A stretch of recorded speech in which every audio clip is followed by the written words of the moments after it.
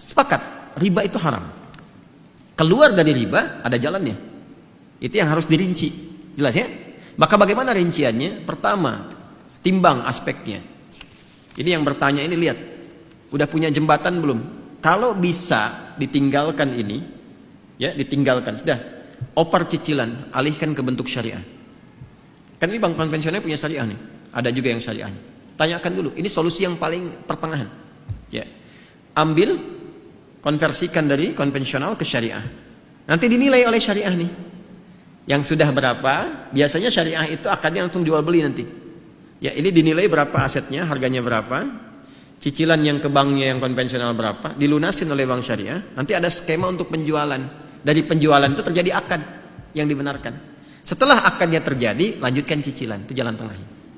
Jelas? Nah, lalu bagaimana status riba yang sebelumnya? Dengan ketidaktahuan, setelah itu tahu, Masya Allah, lanjutkan ayatnya. Ya, lanjutkan ayatnya. Yang ke kalimat, Ya ayyuhalladzina amanu taqullaha wa dharu ma baqiya minar riba. Ada? Terus sampai ke bawah, sampai ada karangan, falahu ma salafa wa amruhu ilallah. Ada ayatnya? Terus sampai ke bawah, terus sampai walahu ma salafa wa amruhu ilallah. Ada ayatnya?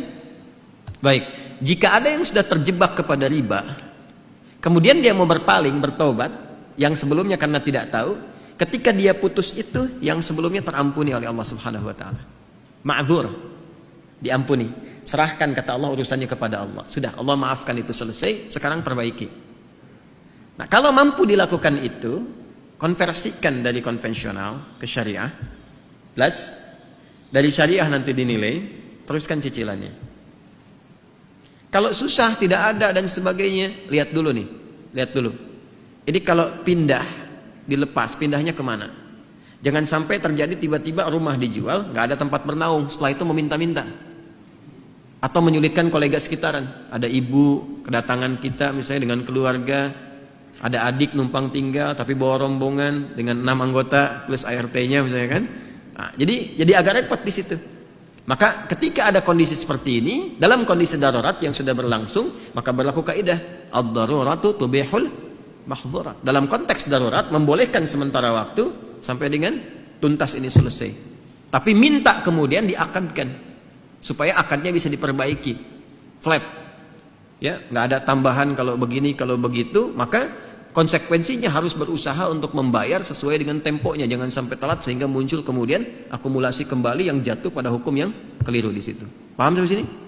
Awas, ini konteks darurat ya, jangan disamakan dengan hukum normal.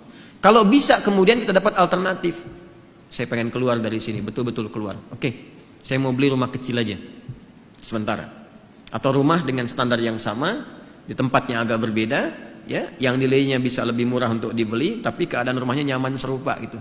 Dan cukup ketika dihitung, ini kalau dijual, alhamdulillah dapat yang ini, nikmat dijalani, bebas dari riba, dan bisa diputus di sini. Bisa disolusi.